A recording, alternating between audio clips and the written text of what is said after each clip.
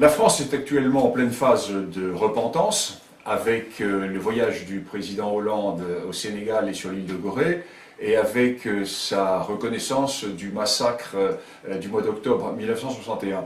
Alors, je suis historien et non pas homme politique, ce qui fait que mon approche va être uniquement historique dans la mesure où, pour l'historien, cette double reconnaissance, cette double repentance est particulièrement inacceptable. Elle l'est, pourquoi? Eh bien parce que dans les deux cas, le président de la République a cautionné des histoires qui sont fausses. Des histoires qui ont été totalement revues, réécrites, et qui ne correspondent pas du tout à la réalité. Alors je vais prendre ces deux éléments. Le premier, qui est donc le mythe de la traite exclusivement européenne, et le second, celui du prétendu massacre d'octobre 1961 à Paris. Lors de son voyage au Sénégal, à Dakar, le président François Hollande s'est rendu, bien entendu, sur l'île de Gorée. Incontournable itinéraire repentant, l'île de Gorée qui est présentée comme ayant été un centre important de la traite des esclaves et qui plus est de la traite européenne. L'île de Gorée se trouve à 20 minutes de bateau de Dakar.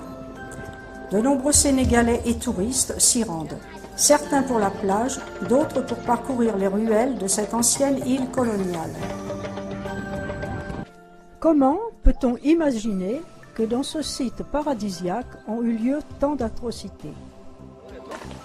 À Gorée, la visite de la maison des esclaves est un devoir de mémoire que tous, blancs ou noirs, devons accomplir. L'actuelle maison date de 1776 et fut construite par les Hollandais. L'île de Gorée était le centre de transit le plus important de l'Ouest africain. L'effectif dans cette petite maison variait entre 150 à 200 esclaves, hommes, femmes, enfants. La valeur d'un homme dépendait de son poids et de sa musculature. Ceux qui pesaient moins de 60 kilos étaient engraissés comme des oies avec des haricots et de la farine pour atteindre ce poids au moment de la vente. La valeur d'un enfant dépendait de sa denture. En bonne santé, un enfant valait un miroir. Une vierge valait un baril de rhum. Les cellules mesurent 2,60 m sur 2,60 m. On y mettait 15 à 20 esclaves dans chacune. Ils étaient assis, le dos contre le mur, et des carcans les maintenaient au cou et au bras. On ne les libérait qu'une fois par jour pour leur permettre de satisfaire leurs besoins. Ils vivaient dans un état d'hygiène si repoussant que la première épidémie de peste qui ravagea l'île en 1779 est partie de ce sanctuaire. Les hommes, une fois pesés, étaient acheminés entre les deux escaliers en fer à cheval dans la cour où on les palpait comme du bétail afin de permettre à l'acheteur, accoudé au balcon, de juger la valeur musculaire de chacun. Donnant sur la mer, nous avons la porte du voyage sans retour qui servait pour l'embarquement des esclaves. Certains tentaient de s'évader en se jetant à l'eau, mais ils ne pouvaient aller loin car ils étaient abattus par les gardiens ou mangés par les requins, habitués à venir pour dévorer les malades et les agonisants et les jeter à la mer.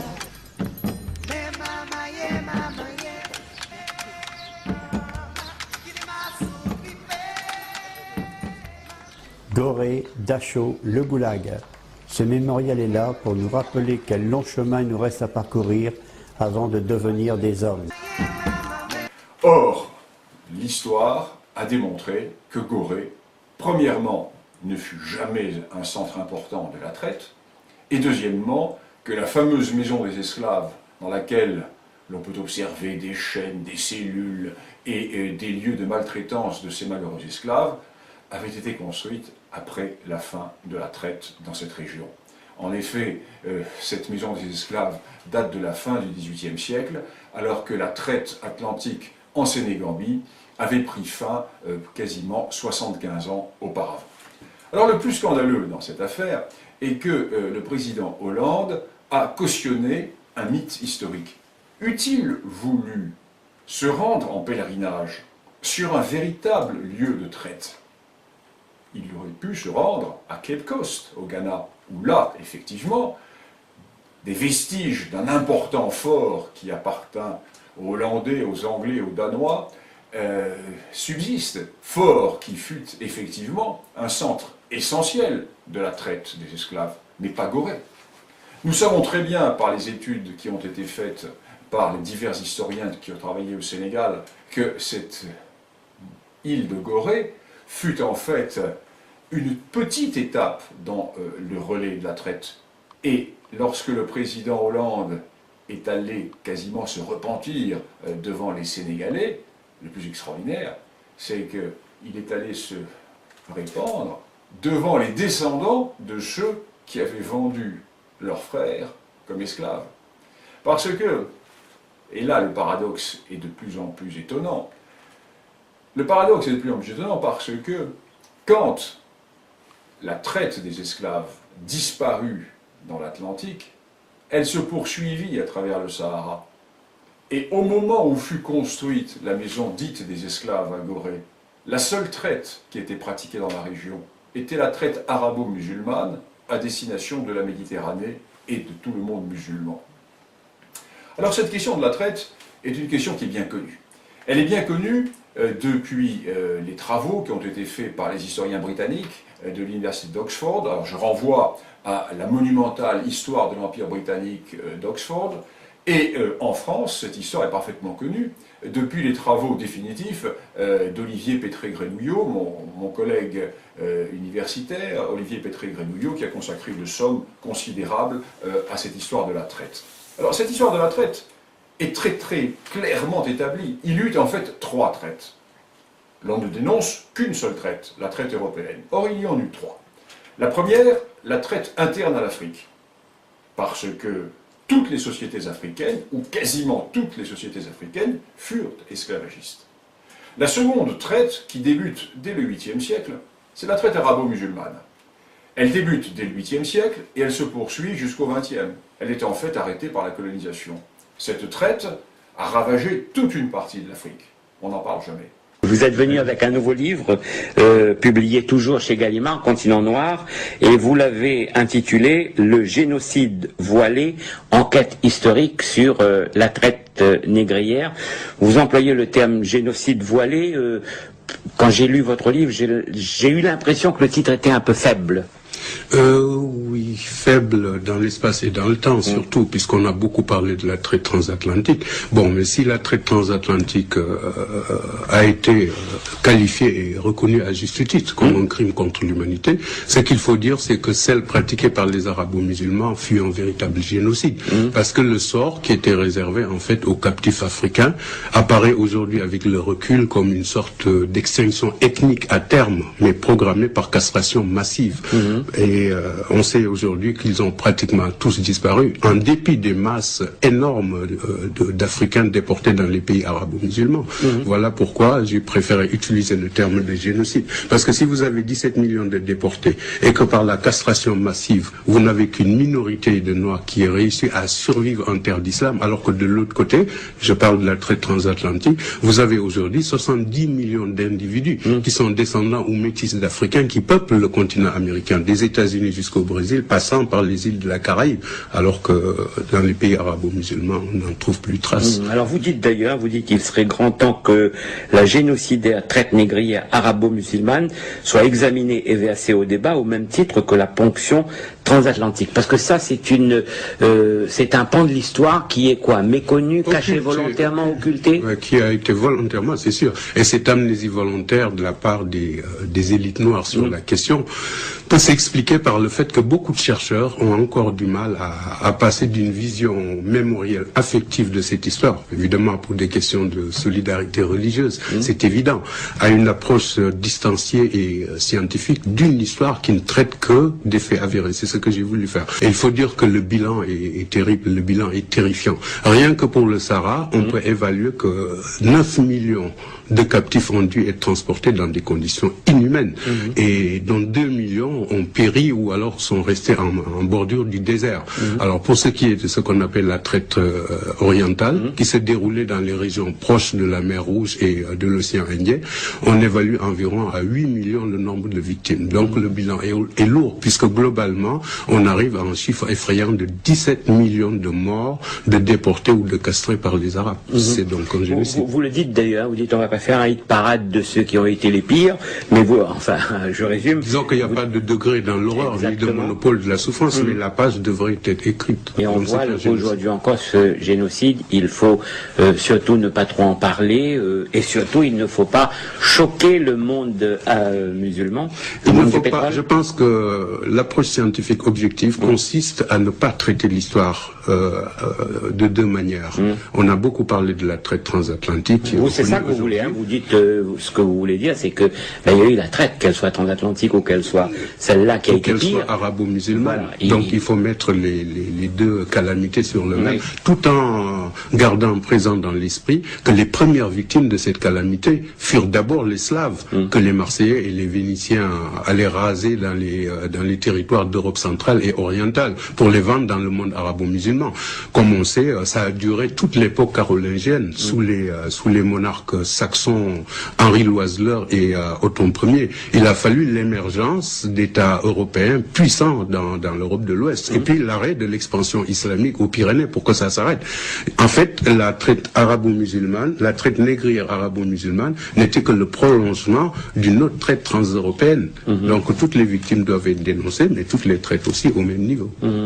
Et la troisième traite, la traite européenne ou traite atlantique, qui débuta au XVIe siècle et qui s'acheva à la fin du XVIIIe ou au tout début du XIXe, est une traite qui est la plus connue parce que nous disposons d'archives, alors que les traites internes et les traites musulmanes ne nous ont pas laissé les mêmes quantités d'archives. Alors quand la repentance s'établit, l'histoire est faussée.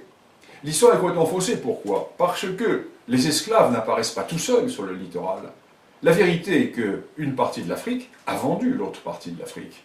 Comme le disait le grand Braudel, la traite n'est pas une invention diabolique des Européens.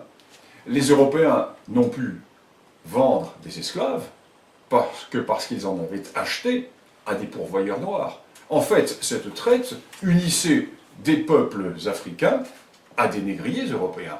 Jamais les Européens ne sont entrés à l'intérieur du continent pour capturer les esclaves. Pourquoi, grand Dieu, aurait-il risqué les maladies, aurait-il risqué les embuscades, alors qu'il était beaucoup plus commode d'attendre sur le littoral que des pourvoyeurs viennent leur livrer ces esclaves? Autre élément qui est fondamental, c'est que la plupart des sociétés littorales africaines furent esclavagistes. Et la fortune de ces grands royaumes de l'Ouest africain, citons simplement le royaume d'Oyo, citons simplement le royaume d'Abomey, nous pourrions en citer bien d'autres, la fortune de ces royaumes reposa précisément sur le trafic des esclaves. Et de l'intérieur de l'Afrique jusqu'au littoral, toute une chaîne commerciale mettait en branle des peuples africains qui participaient d'une manière directe à la traite. Voilà la réalité. Il y eut 3 traites. Et pour l'historien, ce qui est proprement scandaleux, c'est de voir que la seule traite dénoncée, la seule culpabilité mise en avant est celle des Européens. Nous sommes là en présence d'un ethnomasochisme qui ne tient pas compte des découvertes de l'histoire. Alors bien entendu, il n'est pas question de diminuer, il n'est pas question d'estomper les responsabilités, ni même les souffrances, mais l'historien qui ne blâme ni ne loue demande une seule chose, que les 3 traites soient traitées sur le même pied d'égalité.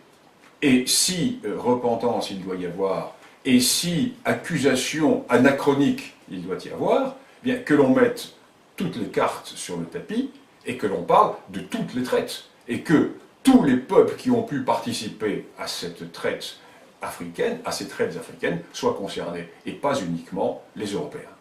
C'était il y a un an, à Clichy-la-Garenne. François Hollande, candidat à la présidentielle, rendait hommage aux victimes du 17 octobre 61. Tout simplement rappeler ce qui s'est produit ici, c'est-à-dire plusieurs dizaines de morts dans des conditions tragiques. Une plaque très discrète sur le pont Saint-Michel à Paris, et c'était tout pour la reconnaissance. Un an après, François Hollande, président de la République, diffuse ce communiqué. La République reconnaît avec lucidité ces faits. 51 ans après cette tragédie, je rends hommage à la mémoire des victimes. Les faits, les voici. Paris, 17 octobre 61, en pleine guerre d'Algérie, des centaines de Français musulmans d'Algérie, comme la police les appelle à l'époque, bravent le couvre-feu pour manifester pour l'indépendance de l'Algérie. La répression est féroce. À la manœuvre, le préfet de police de Paris, Maurice Papon, qui mentira au général de Gaulle sur le bilan. Un seul bilan officiel existe, il date de 2002. On parle de 7 morts et de 136 blessés. Mais le FLN algérien maintient qu'il y a eu plus de 200 tués ce soir-là, dont bon nombre par noyade. Une déclaration présidentielle qui pourrait avoir un objectif de politique étrangère, pour préparer dans les meilleures conditions la visite en Algérie du président français, prévue en décembre prochain. En rendant hommage aux prétendus, je dis bien aux prétendus, victimes de la manifestation du 17 octobre 1961 à Paris, le président Hollande a pris des libertés considérables avec l'histoire. Alors, je laisse de côté l'aspect politique qui ne m'intéresse pas, puisque je parle en tant qu'historien. Le président Hollande a pris des libertés considérables avec l'histoire. Pourquoi? Parce que nous savons que toute cette affaire est un montage. Un montage qui a été opéré dès 1961 par les porteurs de valises, par les alliés du FLN, en l'occurrence le Parti communiste français. Le Parti communiste français qui, soit dit entre parenthèses, a fait adopter hier au Sénat, à l'initiative de son groupe, la reconnaissance de ce massacre par les sénateurs de gauche et les sénateurs écologistes qui ont voté cette recommandation. Alors le président Hollande a pris des libertés avec l'histoire, pourquoi? Parce que depuis des années, les historiens travaillent sur cette question. C'est un problème qui a été étudié depuis longtemps, et notamment depuis 1998. En effet, en 1998, nous sommes sous un gouvernement socialiste, M. Jospin est Premier ministre, le président de la République est M. Jacques Chirac. À cette époque, les porteurs de valises et leurs héritiers mettent en avant cette idée de massacre qui aurait été commis par la police française sur des Algériens qui manifestaient pour l'indépendance le 17 octobre 1961. Et M. Lionel Jospin, pour en avoir le cœur net, charge une commission de hauts fonctionnaires de faire la lumière sur cette question. Et il confie cette mission à M. Mandelkern, qui est conseiller d'État, M. Dieudonné Mandelkern, qui compose une commission et qui, à cette occasion, voit s'ouvrir des archives qui jusque-là étaient fermées. La loi des 50 ans qui faisait que ces archives étaient fermées. Et la commission Mandelkern rend un rapport tout à fait intéressant qui fait litière de la plupart des accusations portées contre la France. Au même moment, un jeune historien qui s'appelle Brunet, Jean-Paul Brunet, va réussir de son côté à travailler sur d'autres archives qui jusque-là avaient été fermées, notamment des archives fort intéressantes, les archives de l'Institut médico-légal de Paris, la Morgue. Et Brunet va publier 2 livres dans lesquels il fait lui aussi litière des accusations qui sont portées contre la France. Alors que démontre Brunet? Il démontre que la majorité des décès qui sont attribués à la police française à la suite de ces manifestations du 17 octobre sont des décès qui sont antérieurs ou largement postérieurs à cette manifestation. Et Brunet montre que le jour de cette manifestation, l'on nous dit qu'un massacre se déroulait dans Paris, l'on nous dit que des centaines de personnes ont été massacrées, ou pour le moins des dizaines de personnes ont été massacrées. Or, les registres de la morgue de Paris, de l'Institut médico-légal, montrent que le 17 octobre 1961, aucun cadavre de Nord-Africain, l'on parlait à l'époque de Nord-Africain, terminologie de l'époque, n'est entré à la morgue de Paris. À 4 heures du matin, le 18 octobre, les archives de la police nous donnent le bilan suivant, bilan qui parvient à Maurice Leguet, qui est le directeur général de la police parisienne, bilan de 3 morts. Sur ces 3 morts, il y a un Français de souche, que l'on retrouve dans le périmètre de la manifestation, mort, le crâne fracassé, devant l'entrée d'un cinéma, on ne sait pas qui l'a tué, et 2 autres victimes, 2 Algériens, qui sont retrouvés non pas dans le périmètre de la manifestation, mais bien plus loin. L'on ne sait pas si ces 2 personnes sont mortes, tuées par la police, ou dans des règlements de compte avec le FLN. Donc nous sommes déjà loin de ce bilan de dizaines ou de centaines de morts, de dizaines ou de centaines de noyés, à l'occasion pour lesquels, le président de la République a exprimé une certaine repentance. Alors on nous dit, oui mais c'est normal que la morgue de Paris n'ait pas enregistré de cadavres le jour même, parce que les manifestants ont eu peur d'aller déposer les cadavres dans les hôpitaux ou à la morgue, ils les ont cachés chez eux et ils les ont ensuite déposés à la morgue plus tard. Là encore, c'est faux. Parce que nous disposons des relevés et des statistiques de l'Institut médico-légal pour toute l'année 1961. Et nous voyons bien que ces cadavres qui sont remis à la morgue, sont des cadavres qui ne proviennent pas de cette manifestation. D'ailleurs, et c'est encore un des apports considérables de Brunet dans ses travaux, Brunet nous montre que l'essentiel des Nord-Africains morts pendant l'année 1961, et plus particulièrement pendant le mois d'octobre 1961, sont non pas des victimes de la police, mais sont des Algériens qui ont été massacrés, assassinés, exécutés par le FLN, soit parce qu'ils étaient pro-français, c'est-à-dire contre l'indépendance de l'Algérie, soit parce qu'ils appartenaient au MNA, de Messali Hadj, qui était le grand rival dans la lutte nationaliste contre le FLN. Voilà donc la réalité. La réalité est que nous sommes face à un montage qui a été cautionné par le président de la République, ce qui est historiquement parfaitement scandaleux, car le président de la République ne s'est même pas documenté. Il ne s'est même pas documenté en revenant au rapport Mandelkern, qui avait été commandité par Lionel Jospin, Premier ministre socialiste, et il n'a tenu aucun compte des nombreux travaux qui ont été faits par Brunet et par bien d'autres historiens. Je ne peux pas donner la liste ici car cela dépasserait le cadre d'un tel entretien, mais nous sommes parfaitement renseignés sur la question. Alors, je pose une question. Puisque nous sommes dans la repentance, puisque la repentance dégouline sur nous en ce moment, pourquoi le président de la République ne s'est-il pas manifesté? Pourquoi est-il resté silencieux sur un vrai massacre, sur un authentique massacre, sur un vrai massacre de civils? Il est vrai que les civils qui ont été tués n'étaient pas des Algériens, mais des Français, qui manifestaient leur attachement à la France, et il s'agit du massacre de la rue d'Isly à Alger le 26 mars 1962.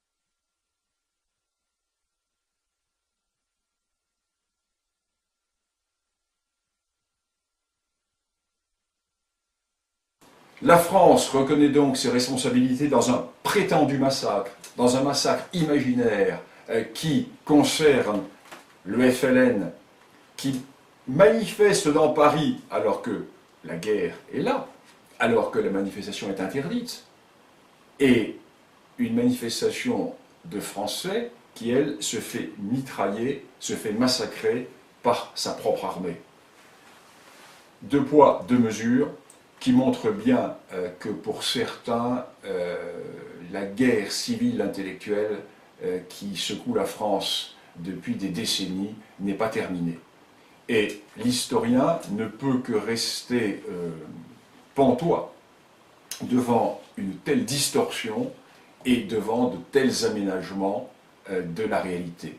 Et surtout, devant un tel recul des connaissances. Car ce qui est frappant, c'est que chaque jour qui passe, chaque année qui passe, dans ces domaines concernant la traite esclavagiste, dans ce domaine concernant la guerre d'Algérie, les historiens avancent, les connaissances s'accumulent et, parallèlement à cela, les politiques reculent dans l'état des connaissances, s'obstinent à ne pas en tenir compte au nom d'un anachronisme politique et au nom de guerres du passé que l'on veut continuer à aménager dans le présent, peut-être pour des objectifs bassement politiques, mais dans lesquels l'histoire se trouve violée et gravement violentée.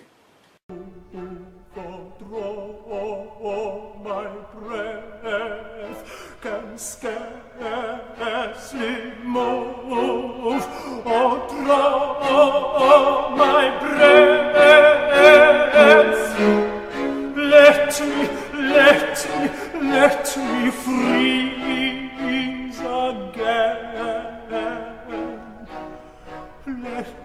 Let me freeze again to death. Let me freeze again to death.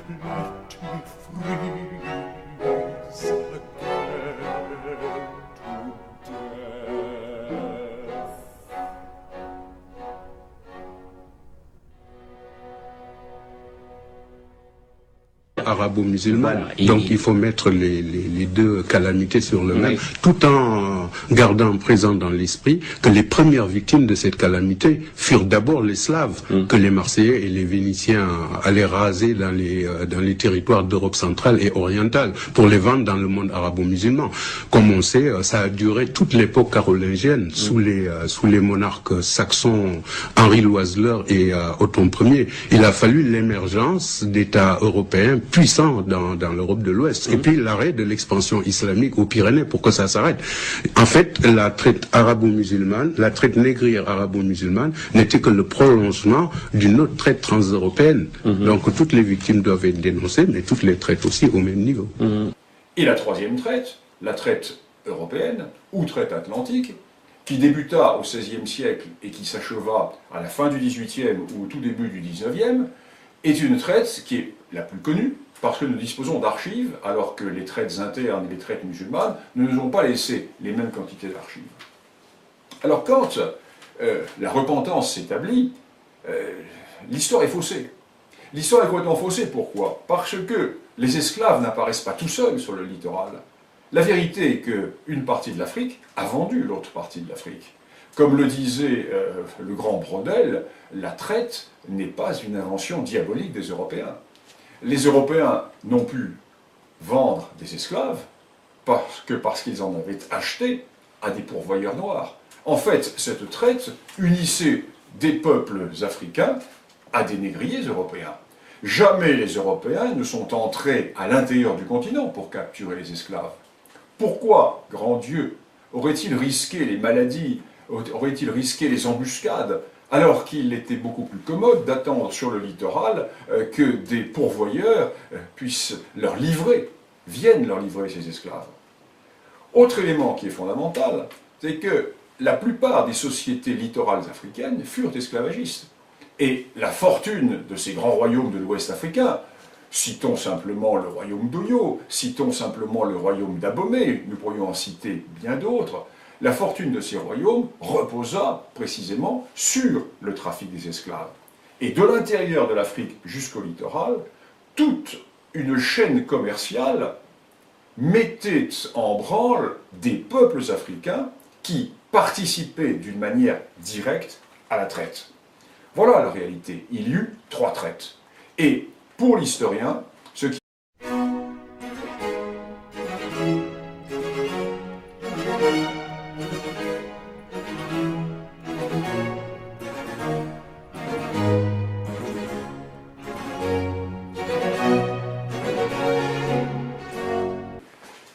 La France est actuellement en pleine phase de repentance, avec le voyage du président Hollande au Sénégal et sur l'île de Gorée, et avec sa reconnaissance du massacre du mois d'octobre 1961. Alors, je suis historien et non pas homme politique, ce qui fait que mon approche va être uniquement historique dans la mesure où, pour l'historien, cette double reconnaissance, cette double repentance est particulièrement inacceptable. Elle l'est, pourquoi? Eh bien parce que dans les 2 cas, le président de la République a cautionné des histoires qui sont fausses. Des histoires qui ont été totalement revues, réécrites, et qui ne correspondent pas du tout à la réalité. Alors je vais prendre ces 2 éléments. Le premier, qui est donc le mythe de la traite exclusivement européenne, et le second, celui du prétendu massacre d'octobre 1961 à Paris. Lors de son voyage au Sénégal, à Dakar, le président François Hollande s'est rendu, bien entendu, sur l'île de Gorée. Incontournable itinéraire repentant, l'île de Gorée qui est présentée comme ayant été un centre important de la traite des esclaves, et qui plus est, de la traite européenne. L'île de Gorée se trouve à 20 minutes de bateau de Dakar. De nombreux Sénégalais et touristes s'y rendent, certains pour la plage, d'autres pour parcourir les ruelles de cette ancienne île coloniale. Comment peut-on imaginer que dans ce site paradisiaque ont eu lieu tant d'atrocités? À Gorée, la visite de la maison des esclaves est un devoir de mémoire que tous, blancs ou noirs, devons accomplir. L'actuelle maison date de 1776 et fut construite par les Hollandais. L'île de Gorée était le centre de transit le plus important de l'Ouest africain. L'effectif dans cette petite maison variait entre 150 à 200 esclaves, hommes, femmes, enfants. La valeur d'un homme dépendait de son poids et de sa musculature. Ceux qui pesaient moins de 60 kilos étaient engraissés comme des oies avec des haricots et de la farine pour atteindre ce poids au moment de la... Un centre essentiel de la traite des esclaves n'est pas Gorée. Nous savons très bien, par les études qui ont été faites par les divers historiens qui ont travaillé au Sénégal, que cette île de Gorée fut en fait une petite étape dans le relais de la traite. Et lorsque le président Hollande est allé quasiment se repentir devant les Sénégalais, le plus extraordinaire, c'est qu'il est allé se répandre devant les descendants de ceux qui avaient vendu leurs frères comme esclaves. Parce que, et là le paradoxe est de plus en plus étonnant, le paradoxe est de plus en plus étonnant parce que quand la traite des esclaves disparut dans l'Atlantique, elle se poursuivit à travers le Sahara. Et au moment où fut construite la maison dite des esclaves à Gorée, la seule traite qui était pratiquée dans la région était la traite arabo-musulmane à destination de la Méditerranée et de tout le monde musulman. Alors cette question de la traite est une question qui est bien connue. Elle est bien connue depuis les travaux qui ont été faits par les historiens britanniques de l'université d'Oxford. Alors je renvoie à la monumentale histoire de l'Empire britannique d'Oxford. Et en France, cette histoire est parfaitement connue depuis les travaux définitifs d'Olivier Pétré-Grenouillot, mon collègue universitaire, Olivier Pétré-Grenouillot, qui a consacré de sommes considérables à cette histoire de la traite. Alors cette histoire de la traite est très très clairement établie. Il y eut en fait 3 traites. L'on ne dénonce qu'une seule traite, la traite européenne. Or il y en eut 3. La première, la traite interne à l'Afrique. parce que toutes les sociétés africaines, ou quasiment toutes les sociétés africaines, furent esclavagistes. La seconde traite, qui débute dès le 8e siècle, c'est la traite arabo-musulmane. Elle débute dès le 8e siècle et elle se poursuit jusqu'au 20e. Elle était en fait arrêtée par la colonisation. Cette traite a ravagé toute une partie de l'Afrique. On n'en parle jamais. Vous êtes venu avec un nouveau livre, publié toujours chez Gallimard, Continent Noir, et vous l'avez intitulé « Le génocide voilé, enquête historique sur la traite négrière ». Vous employez le terme « génocide voilé ». Quand j'ai lu votre livre, j'ai eu l'impression que le titre était un peu faible. Oui, faible dans l'espace et dans le temps, surtout, puisqu'on a beaucoup parlé de la traite transatlantique. Bon, mais si la traite transatlantique a été qualifiée et reconnue à juste titre comme un crime contre l'humanité, ce qu'il faut dire, c'est que celle pratiquée par les arabo-musulmans fut un véritable génocide. Parce que le sort qui était réservé, en fait, aux captifs africains apparaît aujourd'hui avec le recul comme une sorte d'extinction ethnique à terme, mais programmée par castration massive. Et on sait aujourd'hui qu'ils ont pratiquement tous disparu, en dépit des masses énormes d'Africains déportés dans les pays arabo-musulmans. Voilà pourquoi j'ai préféré utiliser le terme de génocide. Parce que si vous avez 17 millions de déportés, et que par la castration massive, vous n'avez qu'une minorité de Noirs qui a réussi à survivre en terre d'islam, alors que de l'autre côté, je parle de la traite transatlantique, vous avez aujourd'hui 70 millions d'individus qui sont descendants ou métis d'Africains qui peuplent le continent américain, des États-Unis jusqu'au Brésil, passant par les îles de la Caraïbe, alors que dans les pays arabo-musulmans, on n'en trouve plus trace. Alors vous dites d'ailleurs, qu'il serait grand temps que la génocidaire traite négrière arabo-musulmane soit examinée et versée au débat au même titre que la ponction transatlantique. Parce que ça, c'est un pan de l'histoire qui est quoi? Méconnu, caché volontairement, occulté? Qui a été volontairement, c'est sûr. Et cette amnésie volontaire de la part des élites noires sur la question peut s'expliquer par le fait que beaucoup de chercheurs ont encore du mal à passer d'une vision mémorielle affective de cette histoire, évidemment pour des questions de solidarité religieuse, c'est évident, à une approche distanciée et scientifique d'une histoire qui ne traite que des faits avérés. C'est ce que j'ai voulu faire. Et il faut dire que le bilan est terrible, le bilan est terrifiant. Rien que pour le Sahara, on peut évaluer que 9 millions de captifs ont dû être transportés dans des conditions inhumaines. Et dont 2 millions ont péri ou alors sont restés en bordure du désert. Alors pour ce qui est de ce qu'on appelle la traite orientale, qui s'est déroulée dans les régions proches de la mer Rouge et de l'océan Indien, on évalue environ à 8 millions le nombre de victimes. Donc le bilan est lourd, puisque globalement, on arrive à un chiffre effrayant de 17 millions de morts, de déportés ou de castrés par les Arabes. C'est donc un génocide. Vous le dites d'ailleurs, vous dites on va pas faire un hit parade de ceux qui ont été les pires, mais vous, enfin, je résume. Disons qu'il n'y a pas de degré dans l'horreur, ni de monopole de la souffrance, mais la page devrait être écrite. Et on voit qu'aujourd'hui encore ce génocide, il faut surtout ne pas trop en parler, et surtout il ne faut pas choquer le monde musulman. Il ne faut pas, je pense que l'approche scientifique objective consiste à ne pas traiter l'histoire de deux manières. On a beaucoup parlé de la traite transatlantique. C'est ça que vous voulez, hein, vous dites ce que vous voulez dire, c'est que il y a eu la traite, qu'elle soit transatlantique ou qu'elle soit celle-là qui a été pire. La valeur d'un enfant dépendait de sa denture. En bonne santé, un enfant valait un miroir. Une vierge valait un baril de rhum. Les cellules mesurent 2,60 m sur 2,60 m. On y mettait 15 à 20 esclaves dans chacune. Ils étaient assis, le dos contre le mur, et des carcans les maintenaient au cou et au bras. On ne les libérait qu'une fois par jour pour leur permettre de satisfaire leurs besoins.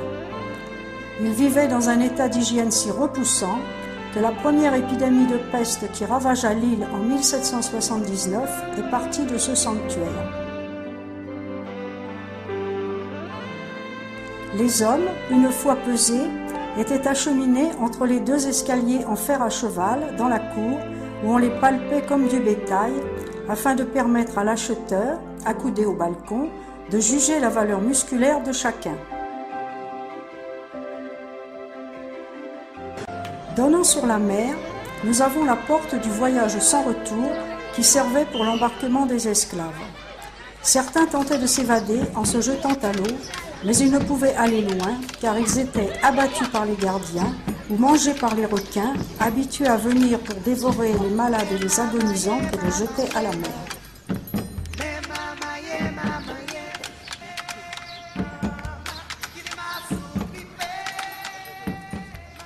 Gorée, Dachau, le Goulag. Ce mémorial est là pour nous rappeler quel long chemin il nous reste à parcourir avant de devenir des hommes. Or, l'histoire a démontré que Gorée, premièrement, ne fut jamais un centre important de la traite, et deuxièmement, que la fameuse maison des esclaves, dans laquelle l'on peut observer des chaînes, des cellules et des lieux de maltraitance de ces malheureux esclaves, avait été construite après la fin de la traite dans cette région. En effet, cette maison des esclaves date de la fin du XVIIIe siècle, alors que la traite atlantique en Sénégambie avait pris fin quasiment 75 ans auparavant. Alors le plus scandaleux dans cette affaire est que le président Hollande a cautionné un mythe historique.